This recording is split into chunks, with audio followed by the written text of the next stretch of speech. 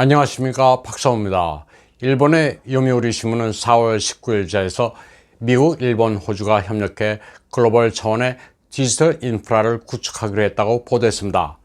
세 나라가 공동으로 태평양에 해저 광 케이블을 설치한다는 계획입니다. 세력을 급속하게 확장하고 있는 중공의 움직임, 특히 기술에 대항하는 차원입니다. 해저 케이블은 정보의 흐름을 인터셉트하거나 단절할 수 있는 시설로 안보에 관건이 되는 항목입니다. 미국, 일본, 호주 세 나라의 금융기구들은 공동으로 해저 케이블에 출자하기로 했습니다. 현재 해저 케이블은 미국, 일본, 유럽 기업이 시장 점유율의 90%를 차지하고 있습니다. 하지만 글로벌 업계 사위인 화웨이 산하의 화하이 통신 기술이라는 회사가 점유율을 높여가며 추격해오고 있습니다. 중공 기업들은 정부의 지원을 받아 저렴한 가격을 무기로 세계 시장에서 불공정 경쟁을 벌이고 있습니다. 1대1로를 기반으로 해서 광범위한 지역에 해저 케이블을 매설하기 위해 안간힘을 쓰고 있습니다. 중공의 해저 케이블 야심이 나타난 지도입니다. 여기서 파란색으로 표시된 것은 이미 완성된 케이블 라인입니다. 대체로 친중 국가들에 몰려 있습니다. 지중해에서는 터키, 그리스와 중동 국가에 걸쳐 있습니다. 아라비아해에서는 파키스탄과 이란, 인도양에서는 스리랑카, 동남아시아에서는 캄보디아, 태국, 말레이시아, 인도네시아 해역에 광범위하게 설치되어 있습니다. 오렌지색은 현재 계획 중인 케이블입니다. 기존의 파란색 라인을 더욱 촘촘하게 연결하려는 의도를 알 수 있습니다. 특히 타이완이 외교관계를 맺고 있는 태평양을 잠식하려 애쓰고 있습니다. 솔로몬 군도 같은 작은 섬나라를 목표로 경제 지원 같은 미끼를 내세우며 공세를 펴고 있습니다. 미국, 호주, 일본의 해저 케이블 연합은 장기적으로 중공의 텔레커뮤니케이션망을 폐지하는 게 목표입니다. 조 바이든과 스가 요시히데의 미일 정상회담에서도 보통 간과하지만 주목해야 할 대목이 있습니다. 두 나라가 공동으로 6G를 개발해 5G를 우회하기로 합의했습니다.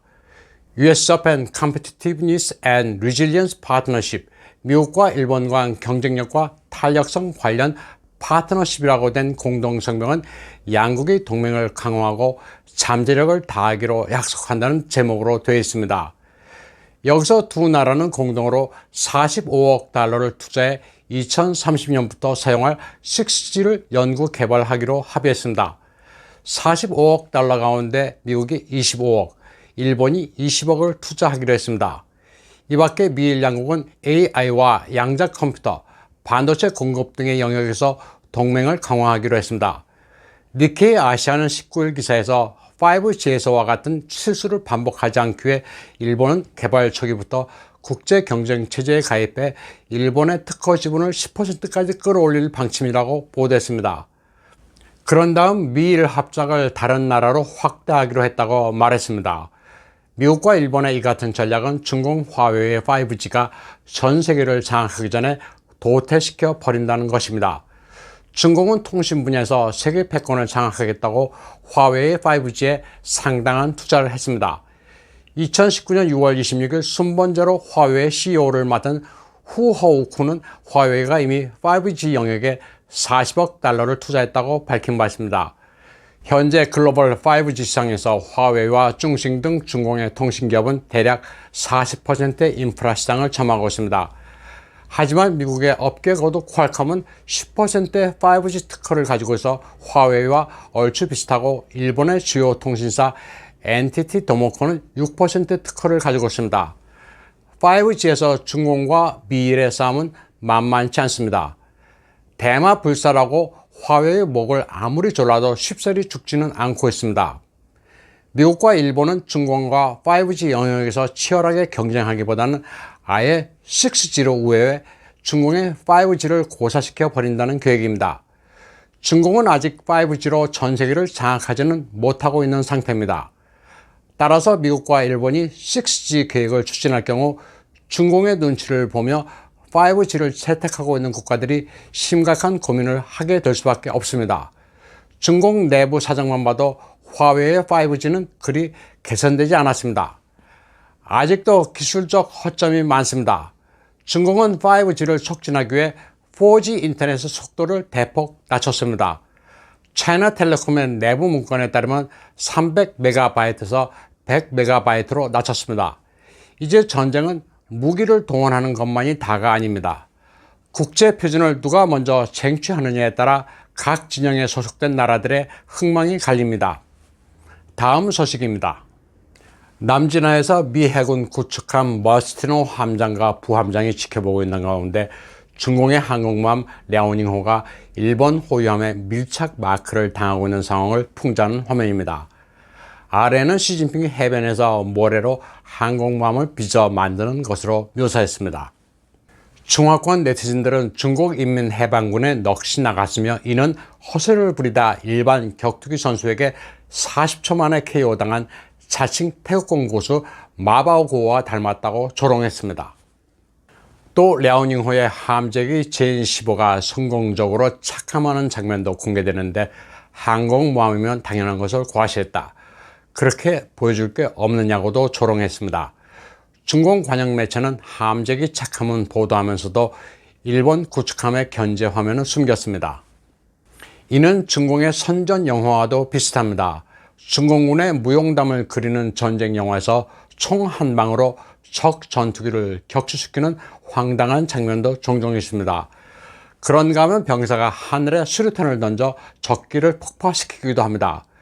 중국식의 말도 안 되는 정신승리로 이를 40초 만에 KO당한 태국공 고수 마바오고에 빗대 마바오고 문화라고도 합니다. 또 머스티노 함장이 다리를 꼬고 여유롭게 앉아 랴오닝호를 바라보면서 말린 타이완 파인애플을 안주 삼아 맥주를 마시는 풍자화도 인터넷에 올랐습니다. 그리고 또 다른 사파에서는 함장의 표현이 흥미롭습니다. 듣자하니 중공군은 군함을 물만두 빚듯이 찍어낸다고 하던데 라고 말합니다. 중공의 군함 건조 속도가 워낙 빨라 중국어로는 샤수이자오, 만두를 끓는 물에 텀벙 빠뜨린다고 표현합니다. 이에 대해 부함장은 아마도 랴오닝호는 큼지막한 만두임에 틀림없다고 말합니다. 이런 모욕적인 사진이 공개된 뒤 랴오닝호는 급히 항의를 하더니 하이난 사냐의 외해로 피신했습니다. 그런데 해상에 머무르는 동안 랴오닝호는 시커먼 연기를 내뿜었습니다. 증기 터빈이 고장났거나 아니면 연료로 사용하는 중유가 바닥난 것 아니냐는 여러 추측이 나오고 있습니다. 중공인민해방군은 4월 7일 항공모함 랴오닝호, 구축함 난창 청두 타이완호, 호위함 황강호, 종합보급함 후룬후호로 구성된 항모 타격군을 타이완 주변 해역에 보내 무력 시위를 한 바 있습니다. 이에 대해 타이완 군사평론가 황펑샤오는 아주 의미심장한 평가를 내렸습니다. 공교롭게도 4월 7일은 1945년 일본 최대 전함 야마토가 큐슈 해역에서 수많은 미군 전투기의 집중 공격을 받고 침몰한 날입니다. 전함 야마토는 만재 배수량이 72,809톤으로 67,500톤인 랴오닝호보다 훨씬 큽니다.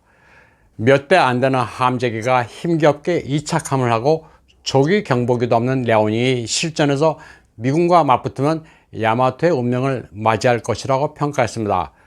그러면서 제공권보다 더 중요한 게 우주에서의 우위인데 그 점에서 중공군은 미국과 일본의 연합 군사력에 비교조차 되지 않는다는 것이었습니다.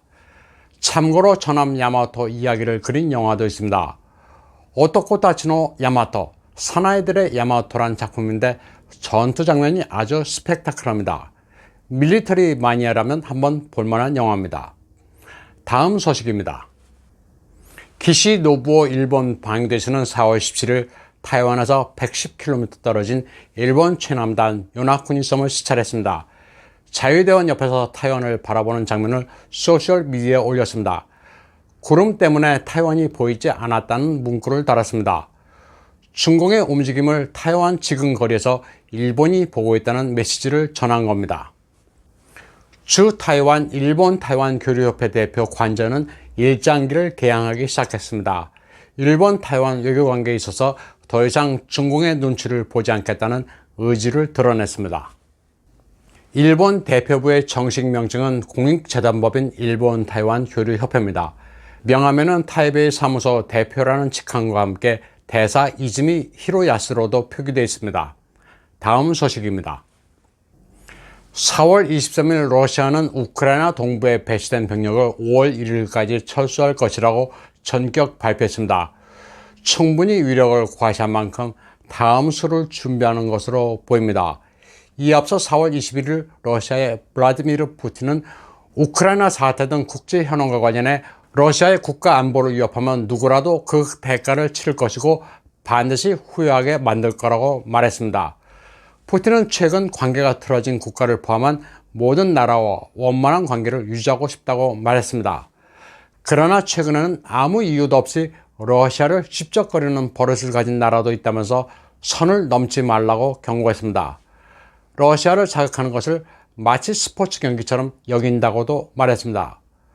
러시아는 다리를 불태울 의사가 없지만 러시아의 선한 의도를 무관심이나 허약함으로 오판해 다리를 불사르거나 심지어는 폭파하려 하는 나라도 있다고 말했습니다. 그러면서 똑똑히 기억하라고 말했습니다. 러시아의 대응은 비대칭적이며 빠르고 터프할 것이라고 강하게 경고했습니다. 비대칭적이라고 말한 부분은 지금까지 보지 못했던 러시아의 무장력을 과시한 것으로 보입니다. 푸틴은 소련 시절의 핵무기가 극초음속 미사일과 레이저 같은 차세대 무기로 대체될 것이라고 말했습니다. 푸틴은 개량형 RS-28 사르만 미사일이 2022년까지 야전군에 인도될 것이라고도 밝혔습니다. 이 미사일은 350킬로톤의 핵탄두 15개를 탑재한 ICBM입니다. 블라디미르 푸틴은 향후 3년 안에 러시아군의 무기 3분의 2가 최신형으로 교체될 것이라고도 밝혔습니다. 그는 또 적기나 날아오는 미사일을 격추할 수 있는 비밀 레이저 무기 베레스벳도 언급했습니다. 베레스벳은 이미 야전에 실전 배치된 것으로 알려지고 있습니다. 오늘 방송은 여기까지 하겠습니다. 시청해주신 여러분 감사합니다.